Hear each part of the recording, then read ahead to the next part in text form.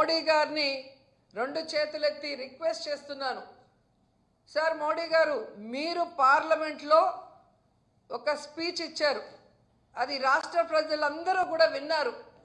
చంద్రబాబు నాయుడు ఈ రాష్ట్రాన్ని ఎలా దోచుకున్నాడు, ఏటీఎం లాగా ఎలా వాడుకుంటున్నాడు, ఏ విధంగా సర్వనాశనం చేస్తున్నారో మీరు చెప్పారు గతంలో. ఒకసారి ఆ వీడియో మీరు విని, ఇప్పుడు ఏదైతే అమరావతిలో మళ్ళీ మిమ్మల్ని భూమి పూజకి పిలుస్తున్నారో అది ఎందుకు అనే ఆలోచన చెయ్యండి అని నేను రిక్వెస్ట్ చేస్తున్నాను. ఎందుకంటే గతంలో మీరు చూస్తే ఇదే అమరావతిలో 36,000 కోట్ల రూపాయలతో ఎస్టిమేషన్స్ వేసి టెండర్లు పిలవటం మనం కళ్యాణంగా చూసాం.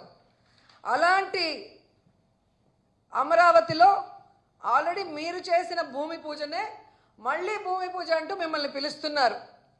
ఆ 36,000 కోట్ల టెండర్లు ఇప్పుడు 77,000 కోట్లకి ఎలా పెరిగాయి? ఈరోజు పారదర్శకంగా చేయాల్సిన జ్యుడిషియల్ ప్రివ్యూ ఎందుకు రద్దు చేశారు? రివర్స్ టెండరింగ్ ఎందుకు రద్దు చేశారు? మొబిలైజేషన్ అడ్వాన్స్ని ఎందుకు తీసుకొచ్చి ఈరోజు కాంట్రాక్టర్లకు డబ్బులు ఇస్తున్నామన్న పేరుతో మొత్తం మీరెందుకు దోచుకుంటున్నారన్న విషయాన్ని వెలికి తీసి విచారణ చేయమని మోడీ గారిని రిక్వెస్ట్ చేస్తున్నాం.